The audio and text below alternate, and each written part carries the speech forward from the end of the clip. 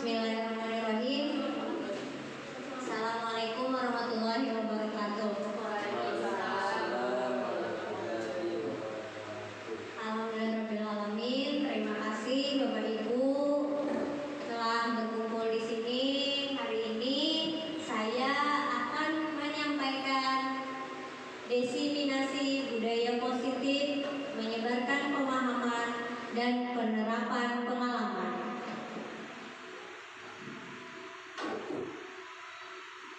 Nah, sebelumnya saya akan menjelaskan apa itu budaya positif. Budaya positif adalah suatu proses perjalanan pendidikan yang harus kita jalani. Karena ini merupakan tanggung jawab kita sebagai seorang pendidik yang berperan sebagai seorang pemimpin pembelajaran. Jadi, kita sebagai guru juga berperan sebagai pemimpin dalam sebuah pembelajaran. Suatu lingkungan yang aman dan nyaman akan memberikan murid kesempatan dan kebebasan untuk berproses, belajar, membuat kesalahan, belajar lagi sehingga mampu menerima dan menyerap suatu pembelajaran.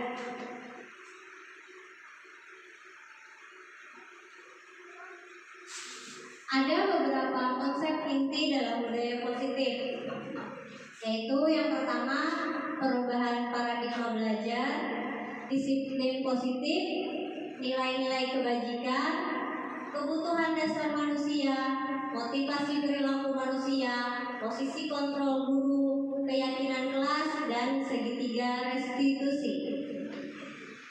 Baik, kita akan membahas satu persatu dari konsep inti dalam budaya positif ini.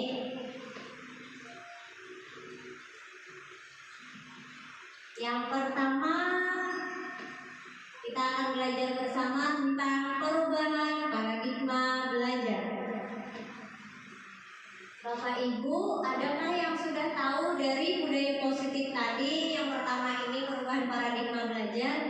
Adakah yang sudah tahu apa itu perubahan paradigma belajar?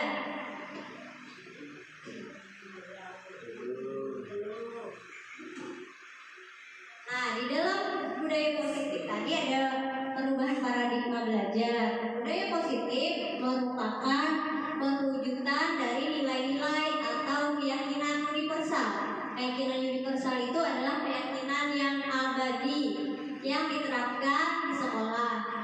Budaya positif diawali dengan perubahan paradigma belajar tentang teori kontrol. Selama ini barangkali kita sebagai guru merasa berkewajiban mengontrol perilaku siswa agar memiliki perilaku sesuai yang guru harapkan. Ya kan Bapak Ibu? Ya, merasa tidak Bapak Ibu? Saya juga merasa sebelum belajar. Nah, teori kontrol, ilusi kontrol. Menurut Dr. William Glasser, meluruskan beberapa miskonsepsi tentang makna kontrol. Ada ilusi guru mengontrol murid, ilusi bahwa semua penguatan positif efektif dan bermanfaat, ilusi bahwa kritik dan membuat orang merasa bersalah dapat menguatkan karakter, dan ilusi bahwa orang dewasa memiliki hak untuk memaksa. Kita sebagai guru kan merasa orang dewasa tuh. Jadi kita selama ini memiliki ilusi kontrol bahwa kita bisa memaksakan keinginan atau tujuan kita kepada murid. Nah, kemudian kita bahas ilusi-ilusi kontrol tadi. Yang pertama, ilusi guru mengontrol murid. Pada dasarnya kita tidak dapat memaksa murid untuk berbuat sesuatu jikalau murid tersebut memilih untuk tidak melakukannya. Jadi kita sebagai guru ini sebenarnya tidak bisa dan tidak boleh memaksa murid untuk berbuat sesuatu seperti apa yang kita inginkan. Walaupun tampaknya guru sedang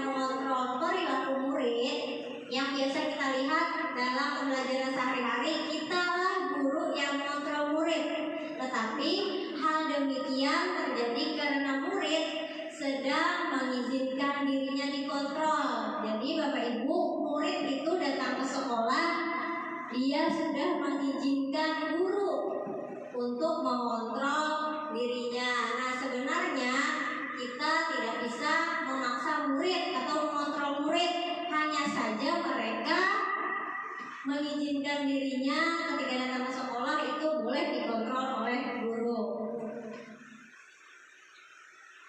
Yang kedua, ilusi bahwa semua penguatan positif itu efektif dan bermanfaat. Penguatan positif atau rujukan adalah bentuk-bentuk kontrol. Kita sering kan Bapak Ibu di dalam kelas biasanya membujuk-bujuk murid untuk misalnya melakukan sesuatu, misalnya mau nulis atau mau membaca. Nah, itu salah satu bentuk ilusi kontrol kita kepada murid. Segala usaha untuk mempengaruhi murid agar mengulangi suatu perilaku tertentu adalah suatu usaha untuk mengontrol murid tersebut. Jadi kita membujuk, merayu murid untuk melakukan sesuatu itu juga termasuk usaha kita dalam mengontrol murid. Yang ketiga, ilusi bahwa kritik dan membuat orang merasa bersalah itu dapat menguatkan karakter. Menggunakan kritik dan rasa bersalah untuk mengontrol murid menuju pada identitas gagal. Jadi kita mengkritik dan membuat murid merasa bersalah itu sebenarnya kita mengontrol murid untuk menuju pada identitas yang gagal. Misalnya nih, kita membuat murid itu terlihat seperti anak yang nakal. Nah, jadi kita yang guru ini yang memberikan identitas pada murid kita bahwa mereka itu gagal. Nah, dengan kita tadi membuat mereka merasa bersalah. Kemudian ilusi kontrol yang selanjutnya, ilusi bahwa orang dewasa memiliki hak untuk memaksa. Banyak orang dewasa yang percaya bahwa mereka memiliki tanggung jawab untuk membuat murid-murid berbuat hal-hal tertentu. Jadi kita, orang dewasa, kita sebagai guru merasa memiliki tanggung jawab nih untuk murid-murid kita supaya melakukan hal-hal yang kita inginkan atau tujuan kita. Apapun yang dilakukan dapat diterima selama ada sebuah kemajuan berdasarkan sebuah pengukuran kinerja. Pada saat itu pula orang dewasa akan menyadari bahwa perilaku memaksa tadi tidak akan efektif untuk jangka waktu panjang dan sebuah hubungan permusuhan akan terbentuk. Maksudnya apa? Jika kita merasa memiliki hak untuk memaksa murid, kita menyadari itu, melakukannya, kemudian kita terapkan kepada murid. Memang itu efektif untuk saat itu juga, tetapi tidak akan efektif untuk hari-hari berikutnya atau selanjutnya. Dan murid itu juga akan mungkin merasa di dalam hatinya dendam nih karena kita memaksa. Nah, itu akan terbentuk ketika kita memiliki ilusi kontrol bahwa orang dewasa memiliki hak untuk memaksa. Nah, di sini ada tabel stimulus respon dan teori kontrol. Mengubah paradigma stimulus respon ke pendekatan teori kontrol yang kita bahas tadi. Di tabel pertama, realitas atau kebutuhan kita sama. Sebenarnya realitas atau kebutuhan kita berbeda. Kemudian semua orang melihat hal yang sama. Semua orang maksudnya kita dan murid juga. Ada teori kontrol, setiap orang gambaran berbeda. Kemudian kita mencoba mengubah orang agar berpandangan sama dengan kita. Nah, sadar atau tidak sadar, kita sebagai guru kadang mencoba mengubah pandangan murid agar sama seperti pandangan kita. Di dalam teori kontrol, kita harusnya berusaha memahami pandangan orang lain tentang dunia, karena setiap pandangan orang berbeda, termasuk pandangan kita juga, dan pandangan murid itu berbeda. Yang keempat, perilaku buruk dilihat sebagai suatu kesalahan. Padahal di dalam teori kontrol, semua perilaku itu memiliki tujuan, baik itu yang kita anggap buruk, yang kita anggap baik, itu semuanya pasti memiliki tujuan. Kemudian orang lain bisa mengontrol saya, tapi dalam teori kontrol hanya Anda sendiri yang bisa mengontrol diri Anda. Benar apa tidak Bapak Ibu? Nah, terus saya bisa mengontrol orang lain nih, terutama kita nih sebagai guru kan pasti merasa bisa mengontrol murid. Sebenarnya dalam teori kontrol Anda tidak bisa mengontrol orang lain, hanya orang lain itu yang mengizinkan Anda untuk mengontrolnya.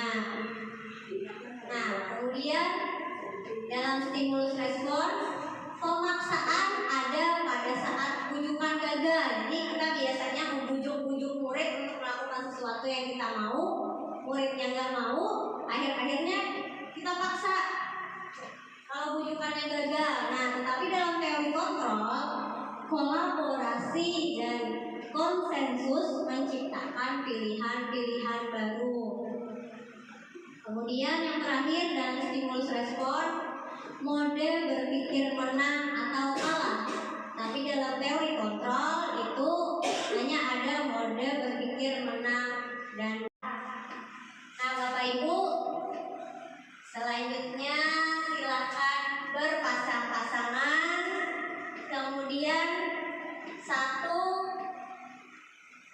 orang mengepal tangannya, yang satunya membujuk agar orang yang mengepal tangan itu membuka. Yang mengepal tangan maksudnya itu memiliki rahasia atau sesuatu yang penting. Silakan Bapak Ibu dimulai. Bisa nggak videonya ke sini? Aku melalui sini. Nah, gantian ya Pak, kasih ya. Ayo. Oke, anu. Oke. Supaya satu dengar. Tes. Cek. Oh, iya, juga. Lu mau apa ya? Bonbon mana yang jual? Undang ya. Oh, iya. Kalau aku yang belum bisa. Tinggal tanya deh. Potong deh. Mau. Beli hadiah deh. Hadiah dulu. Gimana banget ternyata? Bisa deh. Nanti kalau nggak bisa dipaksa deh. Jangan memaksa lo. Ya, ada bujukan gagal. Nggak bisa. Bujukan gagal. Bukain. Dapat rotina. Ada yang di rumah. Emas. Berapa on? Orangnya. Ini videonya bisa nggak sih? Videonya boleh ke sininya. Allah. Ayo. Harus tangan ya. Aku bener. Lagi nih. Buka Pak. Ada. Buka Pak. Dapat pada ya. Wadah sudah tadi. Masuk Asli berapa Masuk belum? sen. Tidak bisa. Mohon maaf. Tidak bisa. Ada yang mau coba lagi teman-teman yang lain? Ada tangan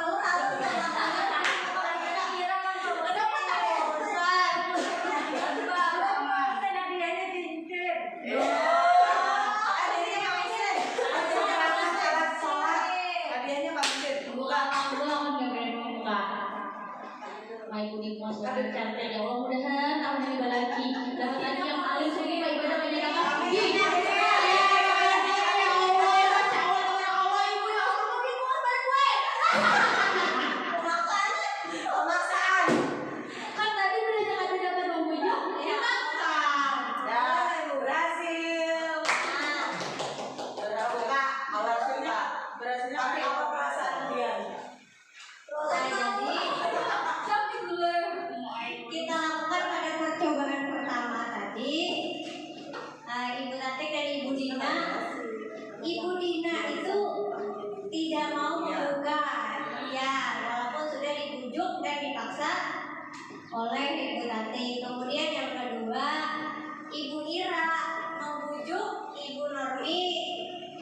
Tidak bisa, akhirnya dilakukanlah dengan cara memaksa dan mau terbuka. Nah, sebenarnya adakah Bapak Ibu yang bisa menjawab? Nih yang bisa membuka dan menutup kembali genggaman tadi itu diri sendiri kah atau orang lain? Boleh Bapak Ibu? Oke, kalau dulu. Ya suara dulu. Nah, ya benar. Pas. Yang bisa membuka genggaman tadi sebenarnya bukan diri sendiri, tapi diri orang yang menggenggam tangan. Kalau karena dia dipaksa kan awalnya tidak bisa dibuka karena dipaksa terus menerus, mungkin lemah dia jadi terbuka sendiri. Ya. Bapak Ibu yang lain adakah? Kamu sih pulang. Kamu sih? Ibu Maya? Ibu Maya, Ibu Tati? Baik, terima kasih Bu Mia untuk kesempatan yang diberikan. Kalau menurut saya yang bisa membuka genggaman tangan itu adalah niat dari diri kita sendiri. Artinya di sini bahwa paradigma perubahan daripada paradigma di dalam diri kita itu yang bisa merubah adalah diri kita sendiri, bukan orang lain. Kalaupun dia bisa dipaksakan perubahan itu terhadap orang lain yang merasakan, hal itu juga tidak akan menjadikan jangka panjang. Artinya di saat itu mungkin bisa saja dia akan nurut, tetapi dia tidak memiliki kebermaknaan bagi dirinya sehingga suatu saat dia akan kembali lagi kepada posisi awal. Mungkin begitu. Terima kasih Ibu Ipit dan Ibu Tati. Nah, jadi seperti yang sudah dikatakan Ibu Tati tadi, yang memiliki posisi kontrol adalah orang yang menggenggam sebenarnya. Nah, itu diibaratkan misalnya nih murid kita nih, kita bujuk dia untuk membuka, tidak mau, kemudian dibujuk terus tetap nggak mau, akhirnya kita paksa. Nah, sebenarnya bukan kita yang bisa mengontrol murid itu, tetapi muridnya itu sudah mengizinkan kita untuk mengontrol dirinya. Sama seperti yang tadi ketika Ibu Nurmi dipaksakan akhirnya membuka. Nah, Ibu Ira akhirnya terlihat seperti mengontrol Ibu Nurmi, padahal Ibu Nurmi lah yang sudah mengizinkan Ibu Ira untuk mengontrol. Baik, selanjutnya kita kembali. Bagaimana seseorang bisa berubah dari paradigma stimulus respon kepada pendekatan teori kontrol? Nah, menurut Stephen R. Covey mengatakan bahwa bila kita ingin membuat kemajuan perlahan, sedikit-sedikit, ubahlah sikap atau perilaku Anda.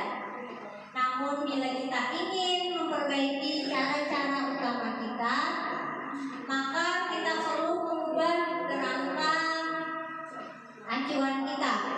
Ubahlah bagaimana Anda melihat dunia. Jadi kita harus mengubah pandangan kita yang selama ini melihat dunia itu kayaknya kita samakan dengan orang lain. Kemudian ubahlah paradigma Anda, skema pemahaman dan penjelasan aspek-aspek tertentu tentang realitas.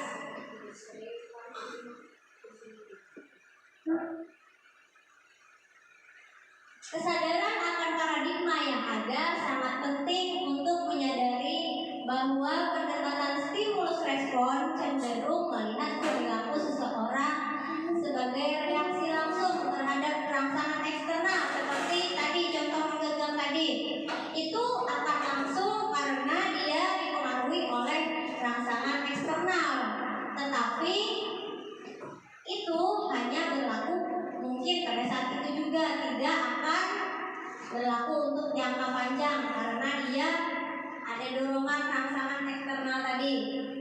Hal ini mengimplikasikan bahwa individu tidak memiliki kendali penuh atas tindakan mereka dan cenderung merespon situasi dengan cara yang terprogram.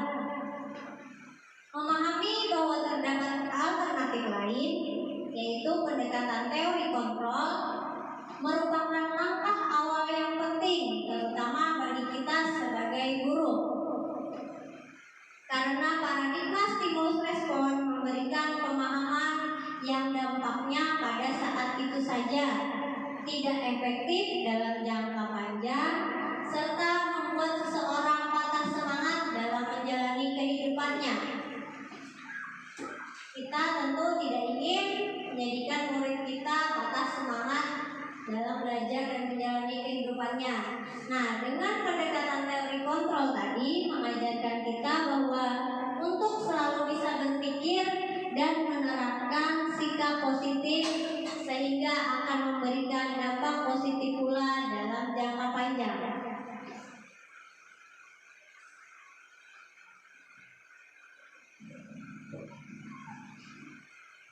Dalam stimulus respon, seolah-olah orang lain dapat kita kontrol, dapat kita kendalikan, sehingga kita dapat merubah seseorang menjadi apa yang kita inginkan.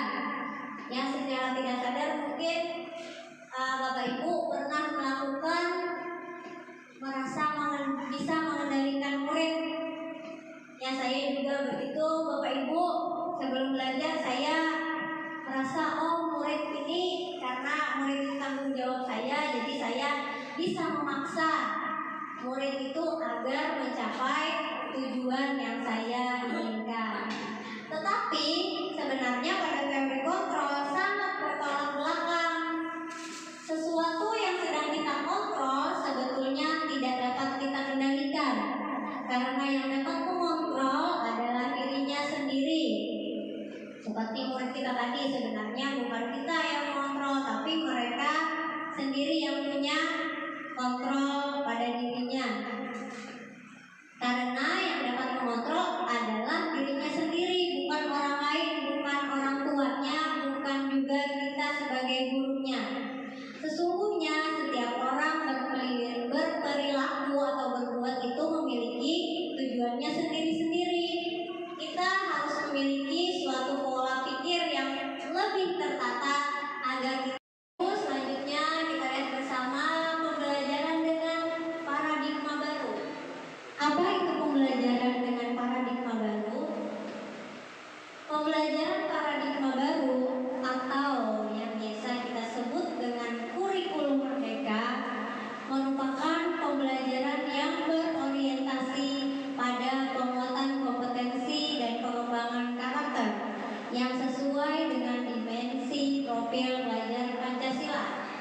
Seperti yang sudah kita ketahui bersama, profil belajar Pancasila itu isinya ada 6. Yang pertama, beriman, bertakwa kepada Tuhan Yang Maha Esa dan berakhlak mulia, mandiri, bernalar kritis, berkebinekaan global, bergotong royong, dan kreatif. Nah, mungkin Bapak Ibu sudah tahu ya apa saja itu dari 6 poin dari profil belajar Pancasila.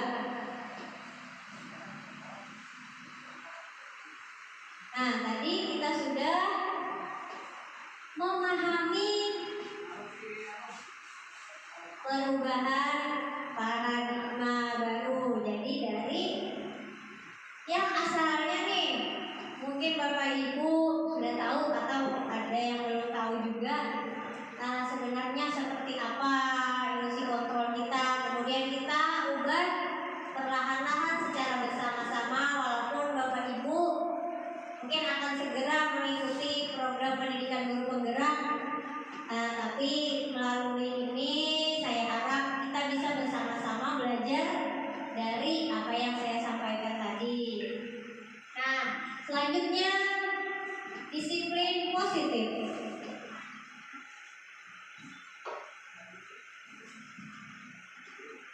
Apa itu disiplin positif? Secara umum, disiplin positif adalah suatu pendekatan untuk menerapkan disiplin diri dalam diri anak tanpa hukuman dan hadiah.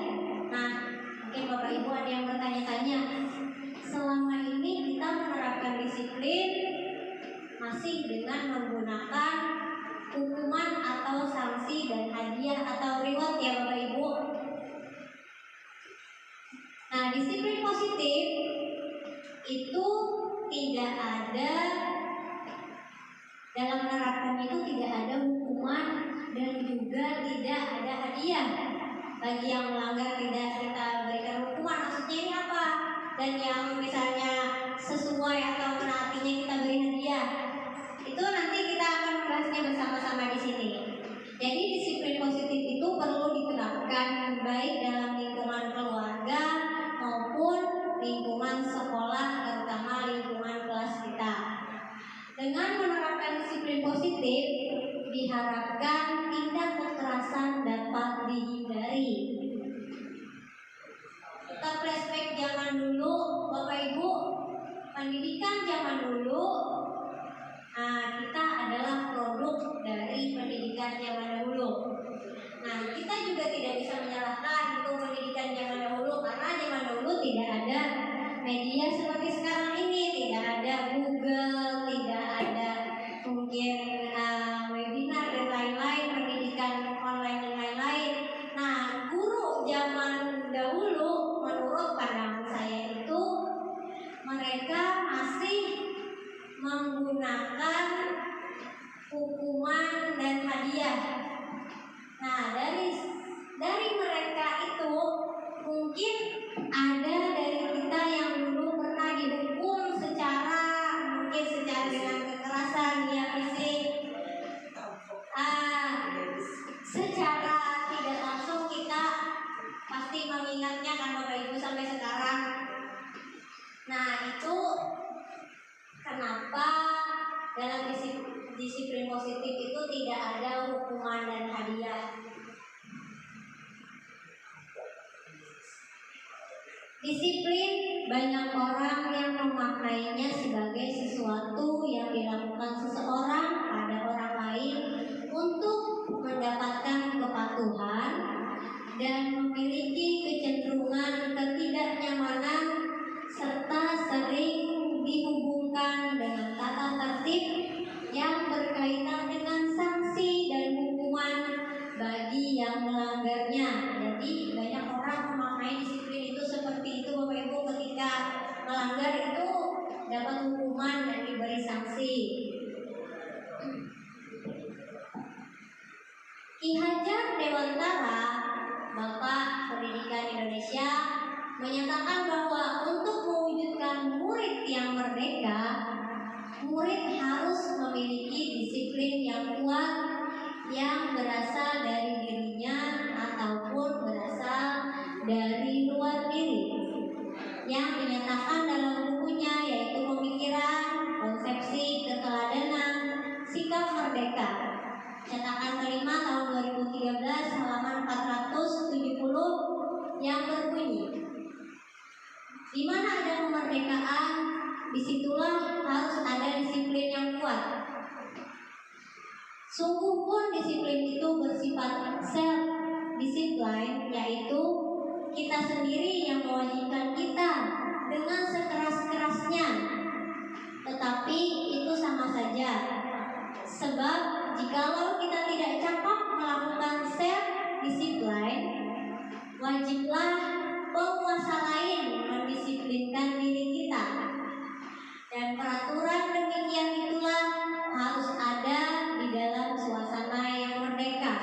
Jadi ketika kita atau orang lain atau misalnya nih murid tidak bisa menerapkan disiplinnya sendiri, maka itu juga bisa atau dibuat dengan penguasaan lain atau orang yang mendisiplinkan kita, atau misalnya peraturan yang mendisiplinkan kita. Nah, dan peraturan demikian itulah harus ada di dalam suasana yang merdeka. Nah, tetapi peraturan juga itu tidak bisa, maksudnya tidak bisa membuat murid kita atau orang lain itu tertekan, karena mereka harus merasa merdeka.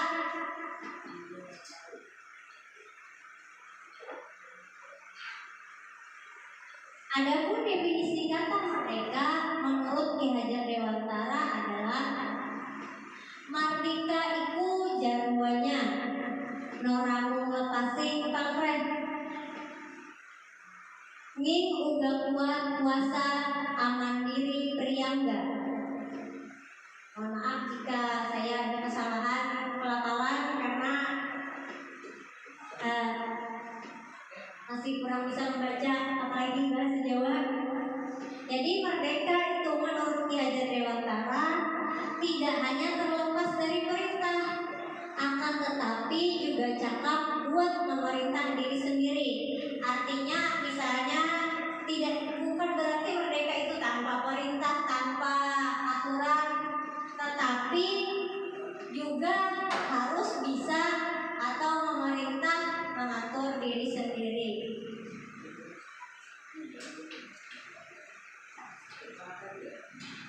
Diane Gosen dalam bukunya Restructuring School Discipline 2001 menyatakan bahwa arti asli dari kata disiplin ini juga berkonotasi dengan disiplin diri dari murid-murid yang membuat seseorang menggali potensinya menuju kepada sebuah tujuan, sesuatu yang dihargai dan bermakna. Jadi tujuannya itu adalah sesuatu yang dihargai dan bermakna. Bagaimana cara kita mengontrol diri dan bagaimana menguasai diri untuk memilih tindakan yang mengacu pada nilai-nilai yang kita hargai. Dengan kata lain, seseorang yang memiliki disiplin diri berarti mereka bisa bertanggung jawab terhadap apa yang dilakukannya, karena mereka mendasarkan tindakan mereka pada nilai-nilai kebajikan universal. Nah, dari dua pendapat tersebut tadi dapat disimpulkan bahwa murid yang memiliki disiplin positif akan memiliki motivasi internal atau motivasi dalam dirinya sendiri yang tinggi dalam menguasai diri untuk melakukan tindakan yang sesuai dengan nilai-nilai kebajikan universal. Sebagai pendidik, tugasnya adalah membimbing siswa untuk memiliki disiplin diri yang berasal dari dirinya sendiri. Siswa dalam melakukan disiplin positif tidak terlepas dari motivasi yang ingin dicapai oleh siswa itu sendiri. Nah, jadi motivasi itu ada 3, Bapak Ibu. Nah, jadi perilaku manusia itu pasti ada motivasinya. Jadi motivasi perilaku manusia di sini itu apa? Ada 3 macam. Sebelum kita bahas itu ada pertanyaan. Bagaimana kita berperilaku? Mengapa kita melakukan segala sesuatu? Apakah kita melakukan sesuatu karena adanya dorongan dari lingkungan atau ada dorongan dari yang lain? Nah, dari pertanyaan ini sudah mungkin bisa diterawang sedikit. Jadi berperilaku itu ada motivasinya, atau berbuat sesuatu itu ada motivasinya. Menurut Diane Gosen dalam bukunya tentang Restructuring School Discipline menyatakan ada 3 alasan motivasi perilaku manusia, yaitu 1. Untuk menghindari ketidaknyamanan atau hukuman. 2. Untuk mendapatkan imbalan atau penghargaan dari orang lain. 3. Untuk menjadi orang yang mereka inginkan dan menghargai diri sendiri dengan nilai-nilai yang mereka percaya. Nah, penjelasan dari 3 alasan motivasi perilaku manusia.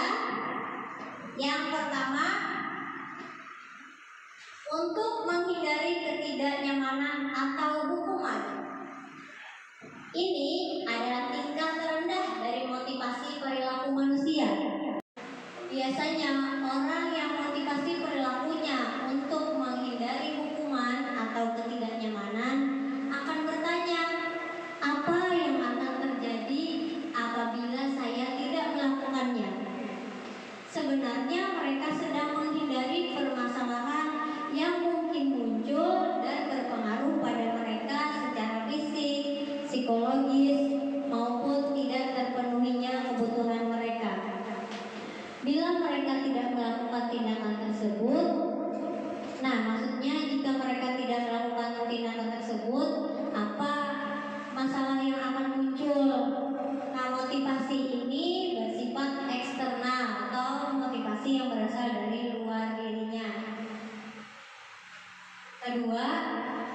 motivasi untuk mendapatkan imbalan atau penghargaan dari orang lain. Satu tingkat di atas motivasi yang pertama, di sini orang berperilaku untuk mendapatkan imbalan atau penghargaan dari orang lain.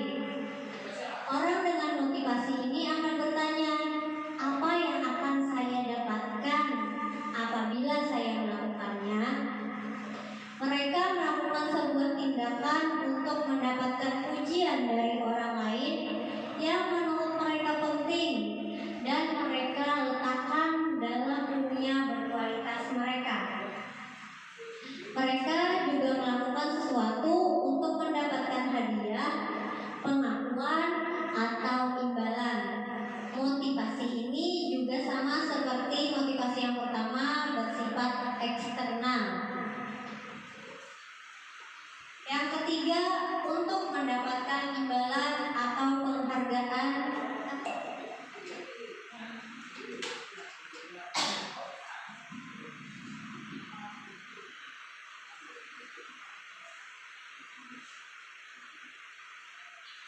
Motivasi yang ketiga, orang dengan motivasi ini akan bertanya, akan menjadi orang yang seperti apa apabila saya melakukannya?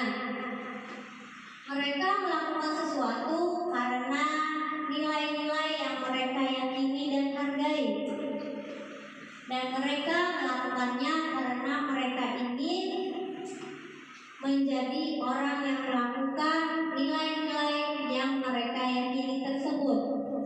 Ini adalah motivasi yang akan membuat seseorang memiliki disiplin positif karena motivasi berperilakunya bersifat internal atau dari dalam dirinya. Dari ketiga motivasi perilaku manusia dalam mewujudkan disiplin positif yang harus ditanamkan dalam murid-murid, yaitu adalah motivasi yang nomor 3. Karena dengan memiliki motivasi tersebut, mereka telah memiliki motivasi intrinsik yang berdampak jangka panjang. Motivasi yang tidak akan terpengaruh pada adanya hukuman atau hadiah. Mereka akan tetap berperilaku baik dan berlandaskan nilai-nilai kebajikan, karena mereka ingin menjadi orang-orang yang menjunjung tinggi nilai-nilai yang mereka hargai. Selanjutnya, kebutuhan dasar manusia. Kita sebagai manusia memiliki kebutuhan dasar masing-masing. Seluruh tindakan manusia memiliki tujuan tertentu. Semua yang kita lakukan adalah usaha terbaik kita untuk mendapatkan apa yang kita inginkan. Ketika kita mendapatkan apa yang kita inginkan, sebetulnya saat itu kita sedang memenuhi satu atau lebih dari kebutuhan dasar kita. Kebutuhan dasar manusia itu ada 5. Yang pertama, kebutuhan untuk bertahan hidup. Yang kedua, cinta dan kasih sayang. Yang ketiga, kebebasan. Keempat, kesenangan. Dan kelima adalah kebutuhan kekuasaan. Ketika seorang murid melakukan suatu perbuatan yang bertentangan dengan nilai-nilai kebajikan atau melanggar peraturan, hal itu sebenarnya mereka lakukan untuk memenuhi kebutuhan dasar mereka. Untuk lebih jelasnya, mari kita lihat satu persatu 5 kebutuhan dasar tadi.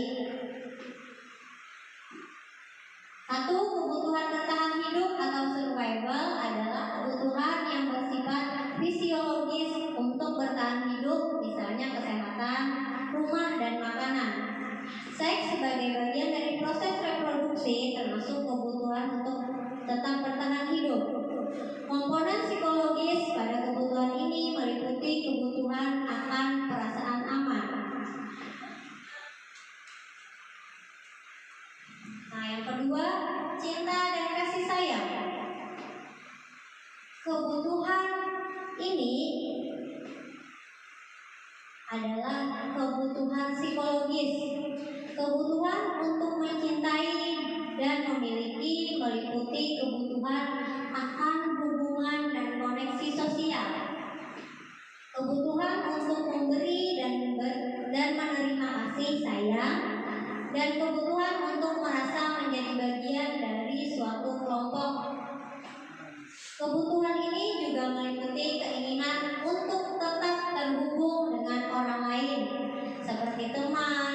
keluarga, pasangan hidup, teman kerja, binatang peliharaan, dan kelompok di mana kita tergabung.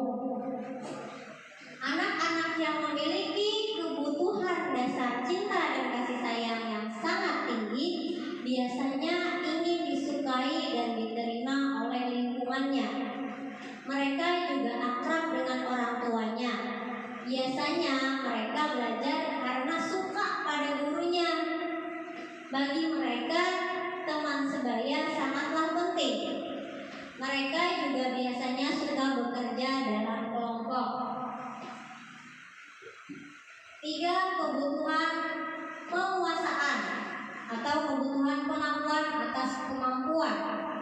Kebutuhan ini berhubungan dengan kekuatan untuk mencapai sesuatu, menjadi kompeten, menjadi terampil, diakui atas prestasi dan keterampilan kita, didengarkan dan memiliki rasa harga diri. Kebutuhan ini meliputi keinginan untuk dianggap berharga, bisa membuat perbedaan, bisa membuat pencapaian, kompeten, diakui, dihormati. Ini meliputi self-esteem dan keinginan untuk meninggalkan pengaruh. Anak-anak yang memiliki kebutuhan dasar akan kekuasaan yang tinggi biasanya selalu ingin menjadi pemimpin. Mereka juga suka mengamati sebelum mencoba hal baru dan merasa kecewa bila melakukan kesalahan.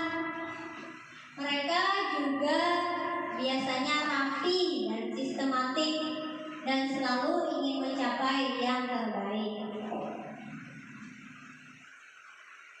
Yang keempat, kebutuhan kebebasan atau kebutuhan akan pilihan.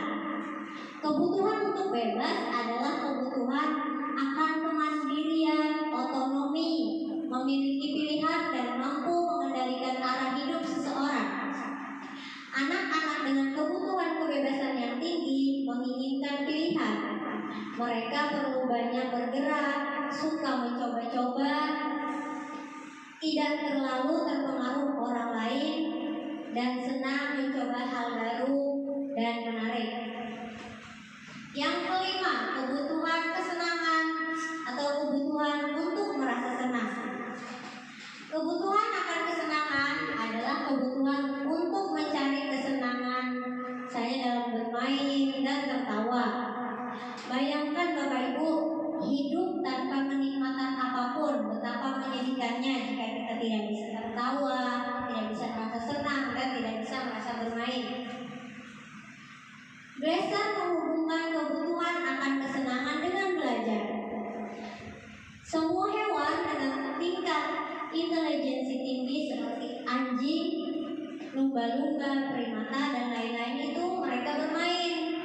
Saat mereka bermain, mereka mempelajari keterampilan hidup yang penting. Manusia juga tidak berbeda. Anak-anak dengan kebutuhan dasar kesenangan yang tinggi biasanya ingin menikmati apa yang dilakukan.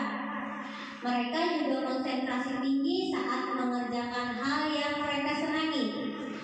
Mereka suka permainan dan suka mengoleksi barang, suka bergurau, suka melucu, dan juga menggemaskan, bahkan saat bertingkah laku buruk menurut kita. Nah, dari yang kita ketahui tadi, ada di situ disebutkan nilai-nilai kebajikan. Nilai-nilai kebajikan atau nilai-nilai kebajikan universal itu meliputi hal-hal seperti keadilan, tanggung jawab, kejujuran, bersyukur, lurus hati, berprinsip, integritas, kasih sayang, rajin, komitmen, percaya diri, kesabaran, dan masih banyak lagi. Nah, selanjutnya kita sudah tadi mengetahui nilai-nilai kebajikan. Selanjutnya keyakinan kelas. Setiap tindakan atau perilaku yang kita lakukan di dalam kelas dapat menentukan terciptanya sebuah lingkungan positif. Perilaku warga kelas tersebut menjadi sebuah kebiasaan yang akhirnya membentuk sebuah budaya positif. Dalam mewujudkan perilaku warga sekolah yang memiliki budaya positif, hal pertama yang perlu diciptakan dan disepakati adalah membuat keyakinan-keyakinan atau prinsip-prinsip dasar bersama di antara para warga sekolah untuk mendapatkan nilai-nilai kebajikan yang disepakati bersama. Mengapa keyakinan kelas? Mengapa tidak peraturan kelas saja? Jawabannya adalah suatu keyakinan akan lebih memotivasi seseorang dari dalam atau memotivasi secara intrinsik. Seseorang akan lebih tergerak. Mengapa keyakinan kelas? Mengapa tidak peraturan kelas saja? Jawabannya adalah suatu keyakinan akan lebih memotivasi seseorang dari dalam atau memotivasi secara intrinsik. Seseorang akan lebih tergerak dan bersemangat untuk menjalankan keyakinannya daripada hanya sekedar mengikuti serangkaian peraturan yang mengatur mereka harus berlaku begini atau begitu yang membuat ketidaknyamanan dan keterpaksaan. Nah, di sini Bapak Ibu bisa lihat ada contoh keyakinan kelas. Pertama, saling membantu, jujur, dapat dipercaya, peduli, saling menyayangi, sopan dan santun, ibadah tepat waktu, disiplin dan tepat waktu, menghargai guru dan teman, kemudian yang terakhir kebersihan sebagian dari iman. Nah, di dalam keyakinan kelas ini ada nilai-nilai kebajikan yang telah disepakati bersama. Nilai-nilai kebajikan tadi seperti disiplin, sopan santun. Nah, itu Bapak Ibu. Nah, bagaimana cara membuat keyakinan kelas? Keyakinan kelas itu hendaknya bersifat lebih abstrak, bukan yang seperti tidak boleh keluar kelas karena jam belajar. Itu bukan seperti itu keyakinan kelas. Tapi keyakinan kelas itu bersifat lebih abstrak. Keyakinan kelas dituliskan berupa pernyataan universal. Pernyataan keyakinan kelas senantiasa dibuat dalam bentuk positif. Keyakinan kelas hendaknya tidak terlalu banyak sehingga mudah diingat dan dipahami oleh semua warga kelas. Keyakinan kelas sebaiknya sesuatu yang dapat diterapkan di lingkungan sesuai dengan kondisinya. Semua warga kelas hendaknya ikut berkontribusi dalam pembuatan keyakinan kelas lewat kegiatan curah pendapat. Kemudian bersedia meninjau kembali keyakinan kelas dari waktu ke waktu. Nah, maksudnya ini yang pertama, cara membuatnya itu keyakinan kelas itu tadi dari peraturan kan misalnya tidak boleh keluar kelas pada jam belajar, kemudian tidak boleh makan di dalam kelas. Nah, itu keyakinan kelasnya kita ubah menjadi kalimat positif dulu. Misalnya belajar dengan tertib atau disiplin belajar. Nah, itu kita cari kemudian nilai-nilai kebajikannya apa yang kita yakini bersama.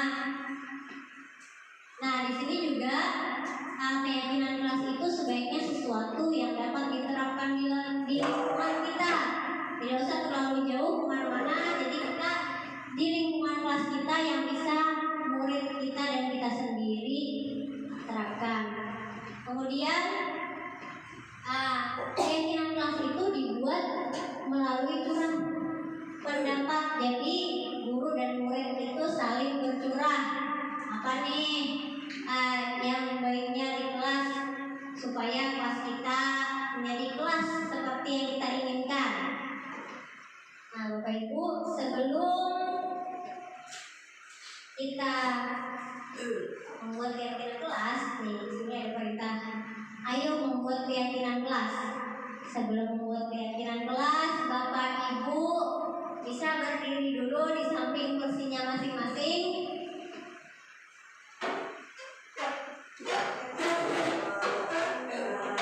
Supaya tidak mengantuk. Berdiri, ambil konsumsi. Nah, bisa menghadap ke kiri di barisannya masing-masing. Menghadap ke kiri dulu. Ya. Letakkan tangannya di pundak teman. Bapak Ibu bisa saling memijit temannya bergantian.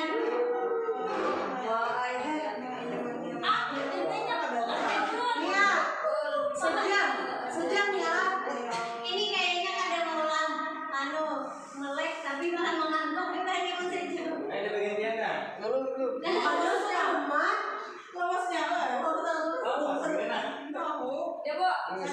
Nah, mulai bergantian Bapak Ibu. Ini sangat jam gitu ya. Mana hapnya din? Dan apa? Enak nih makan dinain. Ganda barangnya. Ini lagi tangannya di Sejam aja. Din sejam din lah. Astagfirullahaladzim. Kalau mau balik ya. Jadi keluarkan anginnya dulu sebelum dapat kondisi. Masuk angin dah. Mainnya tidak yang tekor sekali dia. Dilihat kan benar ini. Ini tapi mana dia? Kenapa sih ya? Mia ini. Ya, ada apa? Enak banget ini sama lu.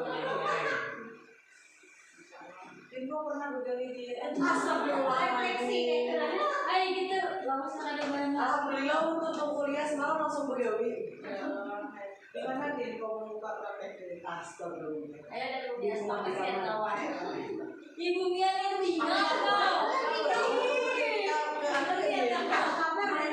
Nah, boleh Bapak Ibu duduk kembali.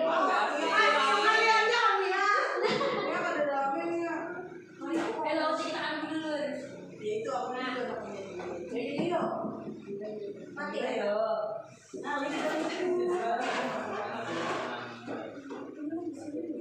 Bapak Ibu, apakah sudah memahami apa itu keyakinan kelas tadi? Insya Allah. Nah, jika sudah memahami, kita bersama-sama membuat keyakinan kelas. Jadi keyakinan kelas itu dibuat yang pertama dari peraturan dulu. Nah, jadi peraturan itu kan di dalam peraturan itu kadang ada kata tidak, jangan. Nah, itu kita ubah kalimatnya menjadi kalimat positif. Kemudian setelah itu kita cari tuh nilai-nilai kebajikannya dari kalimat positif yang telah kita tuliskan tadi. Sama Bapak Ibu, buat dulu peraturan kelasnya. Sebutin deh mulai. apa nih kisahnya tadi dari peraturan? Dari peraturan dulu. Buat peraturan dulu. Peraturan kelas ya? Iya.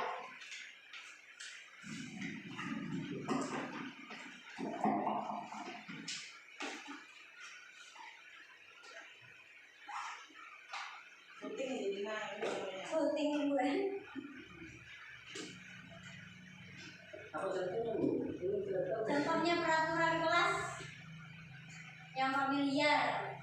Tidak boleh makan di dalam kelas saat belajar. Jangan membuang sampah sembarangan. Itu juga ada kami itu nah. Tulis poinnya deh. Nah, Pumpkin itu walu. aku ya artinya waktu kayak ini kayak slim pumpkin. Itu berarti untuk disebut jadi walu. Videonya nemu ada ya untuk saya ketika lewat mencari tadi belum berapa lagi ke situ. Ini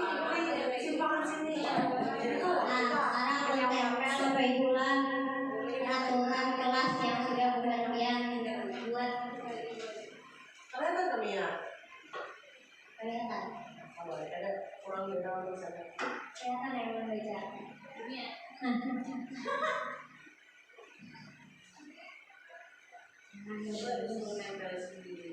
Ini boleh. Ada unsur lagi bergerakan. Kalau banyak jiwa. Bapak Musin. Oh bisa Bapak Musin yang maju. Oh, maksudnya yang baca Sendiri. Ketua kelas. Ira yang baca. Pulaunya yang pertama. Tidak boleh merayu kawan. Apa ini? Apa? Tidak boleh merayu kawan. Merayu guru seharinya. Halo, itu salah. Tidak boleh mengganggu kawan. Atau itu tidak boleh merayu guru kelasnya. Tidak boleh merayu murid, ya bolehnya merayu guru. Nah, di sini peraturan kelas yang Bapak Ibu sudah tulis. Yang pertama, letakkanlah sepatu di tempat sepatu atau rak sepatu. Ya. Kedua, buanglah sampah pada tempatnya. Ketiga, tidak membuang sampah sembarangan. Keempat, datang ke sekolah tepat waktu. Kelima, jangan membolos. Kemudian yang keenam, jaga kebersihan di ruang kelas. Yang terakhir dari Pak Musin, tidak boleh mengganggu kawan. Nah, Bapak Ibu boleh maju melihat peraturan yang sudah ditulis tadi diubah ke dalam kalimat positif apabila kata yang di situ itu belum menjadi kalimat positif.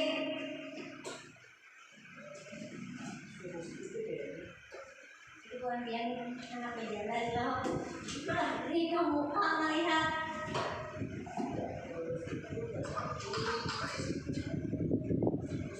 Kamu sih. Tetap berada di sekolah. Waktu yang ditentukan. Yang belajar. Belum positif kan? Ya, mulai. Pertama sama Belum tetap positif ya Pak. Ya. ini sebelum jangan bullying. Kalau jangan merayu tadi kalimat positifnya apa Pak? Jangan merayu. Kalimat positifnya apa tuh? Nah, boleh tempel seorang.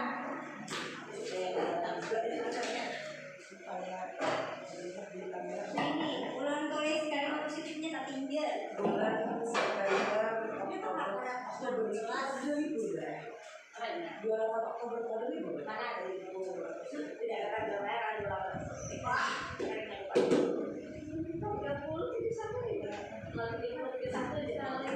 Berarti Senin ini apa? MPK jadi lah. Pendek rajin kita nyari yang muridnya maksudnya. Pasang yang memotong ini yang didiskusikan lagi. Oh, Pak Musin belum ya masih memikirkan apa yang tidak boleh merayu. Ya, dia sendiri yang bikin kalimat. Tidak boleh merayu kawan. Jadi apa Pak Musin? Kalimat positifnya. Nggak usah bikin peraturan yang menyusahkan diri Anda. Bukan?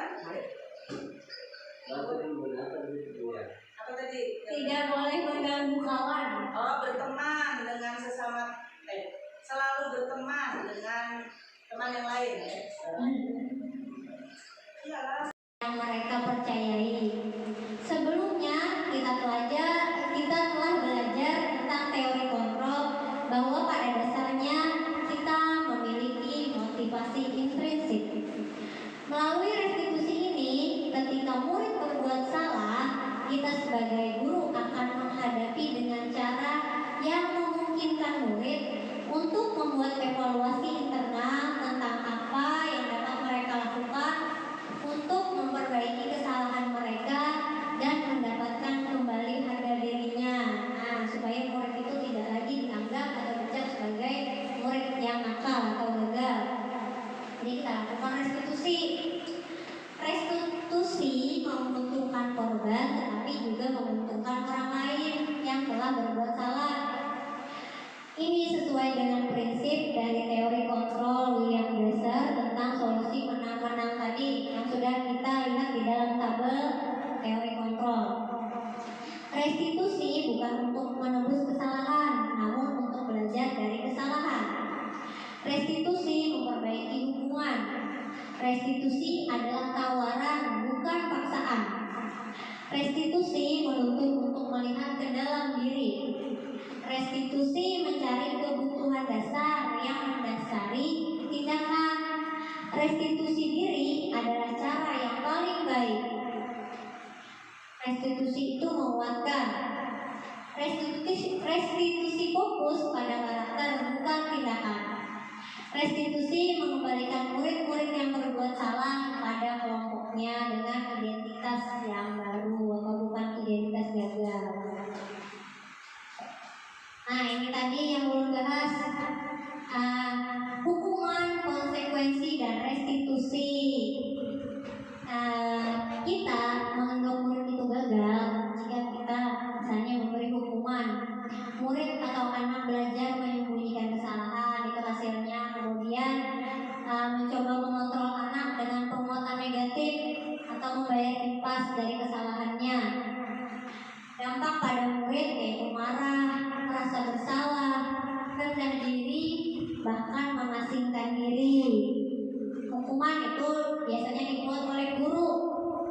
Hukuman itu terasa menyakitkan. Guru menjalani konsekuensi dengan menyalahkan, mengkritik, menyindir, dan merendahkan.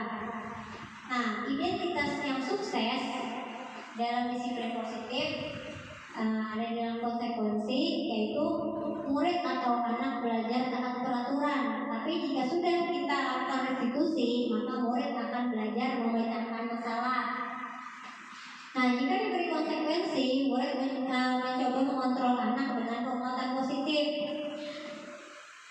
Jika dilakukan restitusi, anak akan paham bahwa dirinya sendiri yang pegang kendali kontrol.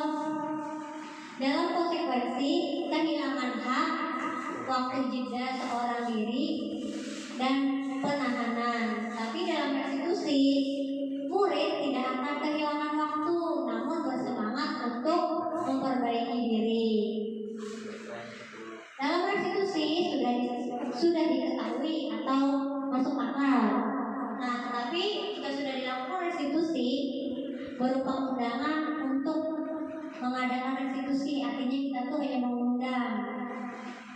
Terus di dalam konsekuensi dibuat oleh guru dan murid atau anak, tetapi di dalam restitusi itu dibuat oleh murid atau anak. Kemudian yang terakhir, dalam konsekuensi itu membantu guru menyatakan peraturan, melakukan peringatan, dan menerapkan konsekuensi atas kesalahannya. Tetapi jika sudah dilakukan restitusi, di dalam restitusi itu akan menguatkan. Guru menyebutkan keyakinan kelas, membimbing kerangka acuan berpikir restitusi murid. Nah, langkah-langkah melakukan restitusi atau yang sering disebut dengan segitiga restitusi. Langkah yang pertama yaitu dengan menstabilkan identitas. Dalam teori kontrol, kita semua akan melakukan hal terbaik yang bisa kita lakukan. Yang kedua, validasi tindakan yang salah. Jadi semua tindakan itu dalam teori kontrol, semua perilaku itu memiliki alasan. Yang ketiga, menanyakan keyakinan. Dalam teori kontrol, kita semua memiliki motivasi internal. Nah, langkah-langkah restitusi ini kita terapkan atau kita jalankan ketika misalnya kita mendapat laporan murid misalnya di jam pelajaran agama bertengkar dengan temannya karena temannya mencontek. Nah, jadi kita panggil dulu muridnya, lalu kita lakukan langkah-langkah restitusi atau segitiga restitusi. Dengan yang pertama tadi, menstabilkan identitas, menanyakan keyakinan, validasi tindakan yang salah, kemudian yang ketiga menanyakan keyakinan. Nih contohnya nih, menstabilkan identitas, misalnya habis kita panggil murid yang kita rasa berbuat salah tadi, terus kita ajak diskusi. Nah, terus misalnya kita tanya, tadi benar ya melakukan ini kesalahan. Terus kita bicarakan, setiap orang pasti pernah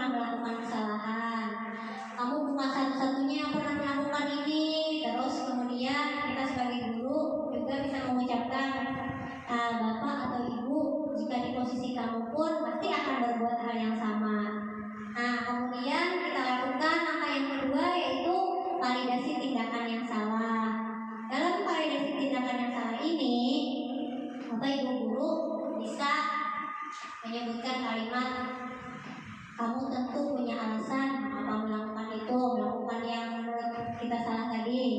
Terus, adakah cara yang lebih efektif untuk mendapatkan apa yang kamu butuhkan? Misalnya dia tadi melakukan kesalahan karena untuk mendapatkan kekuasaan atau kesenangan. Jadi kita tanya lagi muridnya, adakah cara yang lebih efektif untuk mendapatkan apa yang kamu butuhkan?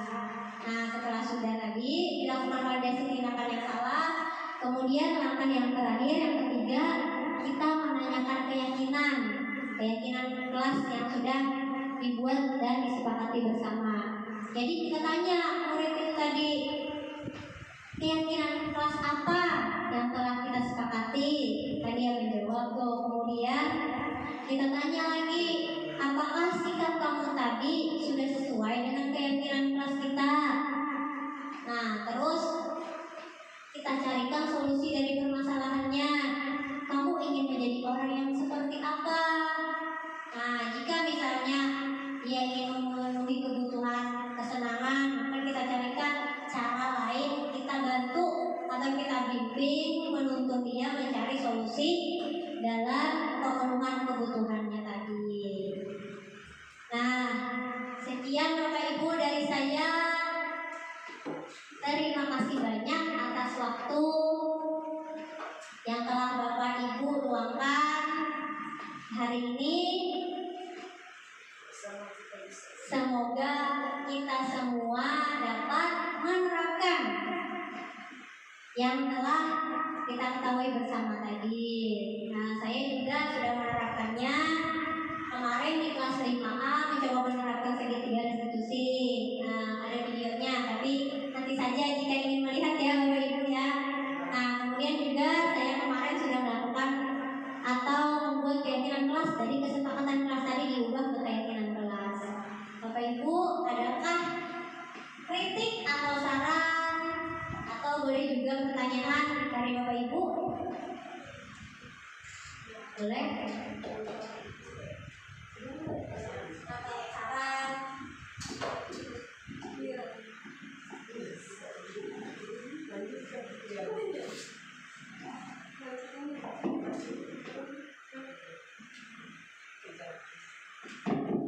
Oke, di sini saya menanggapi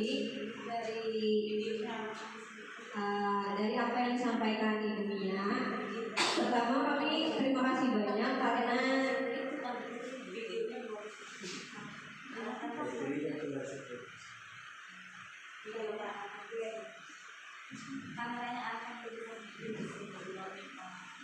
Kerannya lagi nak 5% ya.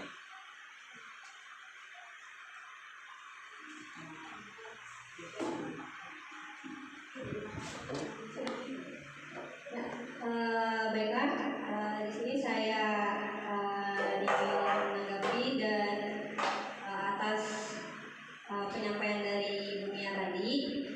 Pertama, kami merasa terima kasih banyak pada Ibu Mia yang sudah memberikan banyak ilmu, banyak pencerahan kepada kami yang tadinya kami merasa seperti guru yang bisa mengontrol murid. Ternyata guru itu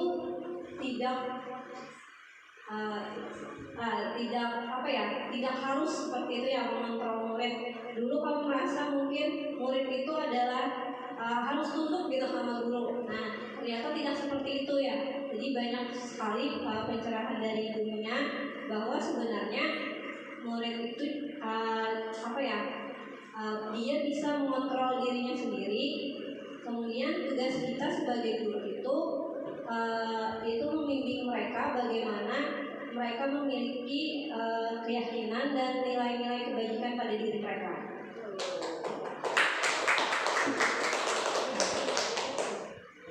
Dan saya rasa ini sangat bagus sekali bagi kita semua untuk meningkatkan nilai-nilai kita juga sebagai guru untuk memberikan pengaruh yang baik, budaya yang baik untuk murid-murid kita di kelas.